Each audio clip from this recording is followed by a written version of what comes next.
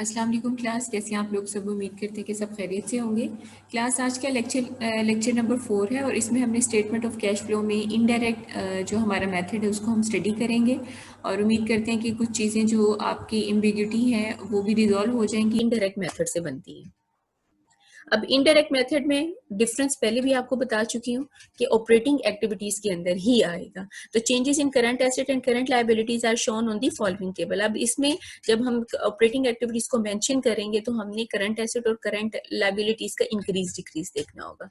ठीक है, तो नेट इनकम, इसमें से हम लॉसेस को ऐड करेंगे और गेन्स को माइनस करेंगे और इसी तरह डेप्रिसिएशन या अमोर्टाइजेशन है तो उसको ऐड बैक कर देंगे, ऐड कर देंगे इसके अंदर। ठीक है, तो कैश फ्लो जो है फ्रॉम ऑपरेटिंग एक्टिविटीज वो नेट इनकम से स्टार्ट होती है और नेट इनकम हम कहाँ से लेते हैं, वो हम इनकम स्टेटमेंट के लास्ट पे जो नेट प्रॉफिट्स आते हैं उससे हम स्टार्ट करेंगे। अच्छा, अब यहाँ इसमें आपको changes in account balance during the year बता दिए। करंट एसेट अगर इंक्रीज हो रहे हैं तो नेट इनकम से सब्ट्रैक्ट करने होंगे, अगर करंट एसेट डिक्रीज हो रहे हैं तो फिर आपको ऐड करने पड़ेंगे नेट इनकम में। इसी तरह करंट लायबिलिटीज अगर इंक्रीज हो रही हैं तो आप ऐड करेंगे नेट इनकम में और अगर डिक्रीज हो रही हैं तो सब्ट्रैक्ट करते जाएंगे और इसी टेबल की बेसिस के ऊपर आपने ऑपरेटिंग कैश फ्लोज को फॉर्म करना है। अब हम चलते हैं, कंप्लीट करते हैं statement of cash flow using the indirect method. तो यहाँ इसने आपको एक एग्जांपल दी है कि जो place has prepared the balance sheet as of March 31 2003 and March 31 2002। तो बैलेंस शीट 2 सालों की आपके पास होगी, 2002 2003 की, और इनकम स्टेटमेंट जो है वो आपको करंट ईयर की 2003 की जो है वो मिलेगी, 1 साल की। तो जो needs help preparing the statement of cash flow, अब हम इनकी मदद करते हैं कि स्टेटमेंट ऑफ कैश फ्लो कैसे बनानी है थ्रू इनडायरेक्ट मेथड। अब ये आपके सामने इनकम स्टेटमेंट है, ये अभी क्वेश्चन का पार्ट चल रही है। अब यहाँ जो है वो नेट लॉस हमें हुआ है, नेट इनकम या नेट प्रॉफिट नहीं हुआ, नेट लॉस हुआ है। तो हम इसी से अपना ऑपरेटिंग एक्टिविटी को स्टार्ट करेंगे। ठीक है, अब ये जो गेन था ये कहाँ से हुआ था, ये इन्होंने सेलिंग की थी कोई ब्लेंड की जिसकी कॉस्टिंग 32,000 थी और इन्होंने सेल किया 40,000, तो 8,000 का इनको गेन हुआ था। अब बैलेंस शीट जो है जो अभी हमने बात की 2002-2003 की मेंशन है यहाँ। ठीक है, ये क्वेश्चन का पार्ट है। अब यहाँ वो आपको बता रहे हैं कि लॉन्ग टर्म नोट पेपर्स जो है वो कहाँ से आए। इन्होंने इशू किए थे $50,000 के कोई नो पार कॉमन स्टॉक जिसको उन्होंने सेटल करवा दिया था फिर 50,000 नोट पेबल्स के साथ। ठीक है, इसी तरह इन्होंने रिटेन्ड अर्निंग की बात की है। ये रिटेन्ड अर्निंग्स जो है ये कैसे डिराइव हुए हैं ये भी उसने आपको कैलकुलेट करके बता दिया। बिगनिंग रिटेन्ड अर्निंग हमारे पास 46,000 की है, नेट लॉस हम माइनस करेंगे, डिविडेंड जो है वो भी हम इनकम स्टेटमेंट में से लेके इसमें से माइनस करेंगे तो एंडिंग रिटेन्ड अर्निंग हमारे पास आ जाएंगी।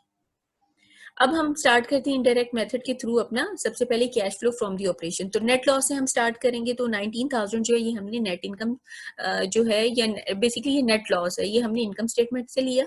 ठीक है, अब इसमें इंक्रीज और डिक्रीज हम देखते जाएंगे कि करंट एसेट और करंट लायबिलिटी इंक्रीज हो रही है, डिक्रीज हो रही है। तो ये आप बैलेंस शीट को फोकस करेंगे और उनका कौन सा पोर्शन फोकस करेंगे, करंट एसेट और करंट लायबिलिटीज का। तो डिक्रीज इन अकाउंट रिसीवेबल्स हो रहे हैं।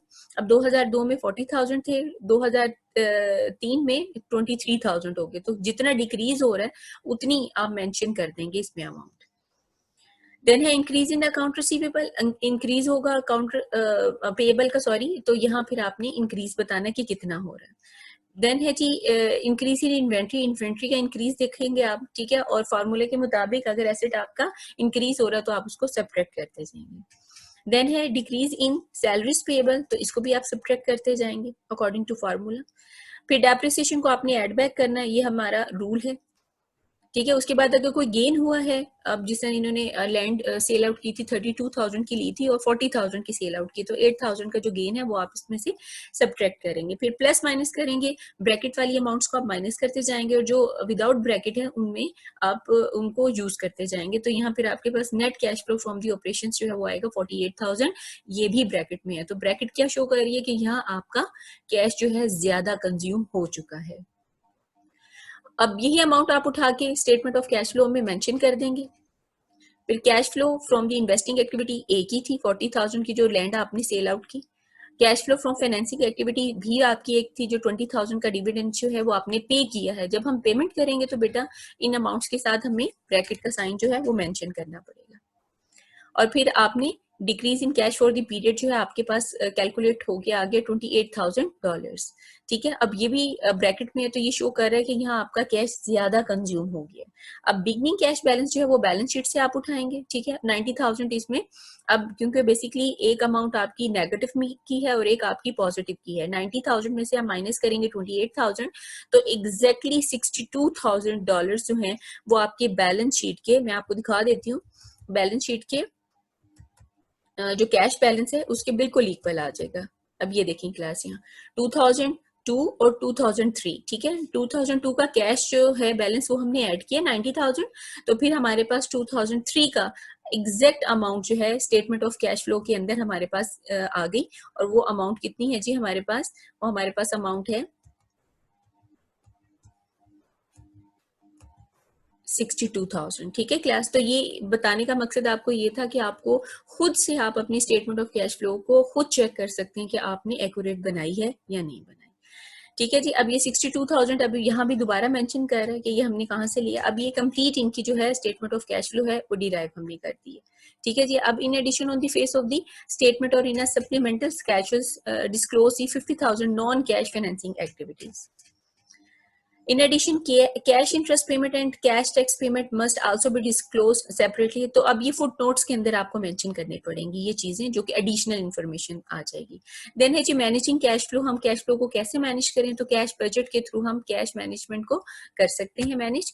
तो cash budget are use by the management to plan and forecast future cash flows, और cash budget can be use to force management to coordinate activities, provide managers with advance notice of available resources, provide target useful in evaluating performance, provide advance warning of potential cash shortages। तो ये सारी चीजें हम cash flow को manage करने के लिए use कर सकते हैं और कैश बजट के थ्रू हम कैश फ्लो को मैनेज कर सकते हैं।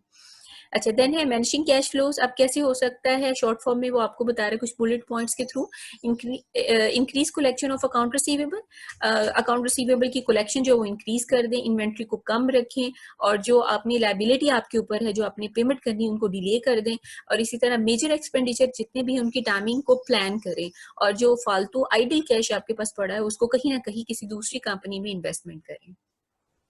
अब कैश बजटिंग का छोटा सा स्नैपशॉट उसने आपको बताया।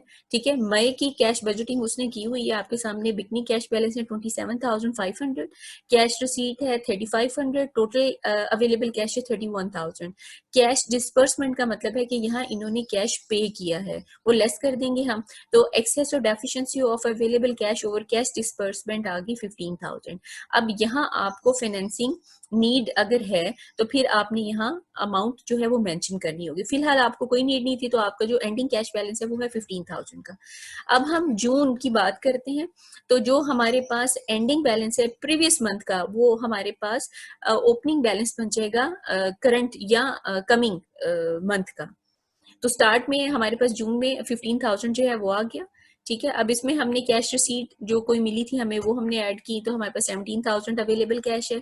इसमें से हमने जो कैश देना था वो 18,000 का था वो दे दिया, तो हमारे पास डेफिसिट में आ गया $1,000। तो अब हमें यहाँ फाइनेंसिंग की नीड पड़ गई है, तो फाइनेंसिंग जब कराई तो 11,000 जो है वो हमने किसी से उधार लिए, तो हमारे पास जो बैलेंस एंडिंग आया वो 10,000। तो हमने मिनिमम जो अपना बैलेंस है वो मेंटेन करना है 10,000। ठीक है, अब यही 10,000 जुलाई के अंदर ओपनिंग बैलेंस बन जाएगा। फिर रसीट्स हमारे पास आई 19,000, हमारे पास अवेलेबल कैश हो गया। कैश डिस्बर्स हमने किया वो 6,000 का था, तो हमारे पास जो अवेलेबल कैश आया वो आ गया हमारे पास 13,000। अब हमने फाइनेंसिंग की जो ली थी 11,000 उसकी रिपेमेंट कुछ की है 3,000 की, तो हमारे पास फिर से 10,000 का जो है वो एंडिंग बैलेंस आ गया। अगस्त में वो ओपनिंग बैलेंस बन गया। रिसीट्स आई 14,000 की, 24,000 अवेलेबल कैश है। कैश डिसबर्स हमने किया 8,000 का, तो हमारे पास एक्सेस जो अवेलेबल कैश है वो 16,000 आ गई। इसमें से 6,000 जो है वो हम रीपेमेंट कर देंगे फाइनेंसिंग की, तो 10,000 दोबारा से हमने मिनिमम कैश बैलेंस जो है वो मेंटेन कर लिया। तो इस तरह हम कैश बजटिंग कर रहे होते हैं क्लास। यहाँ तक कि आपका चैप्टर था, उम्मीद करते हैं कि आपको काफी सारी चीजें क्लियर हुई होंगी स्टेटमेंट ऑफ कैश फ्लो को लेके। अगर फिर भी कोई एम्बिग्यूटी है तो आप वो मेरे साथ हमारे सिलेक्टेड टाइम स्लॉट में मेरे साथ डिस्कस करेंगे। तब तक अपना ख्याल रखिएगा। इंशाल्लाह ताला नेक्स्ट लेक्चर में दोबारा मुलाकात करते हैं। Best of luck, Allah Hafiz.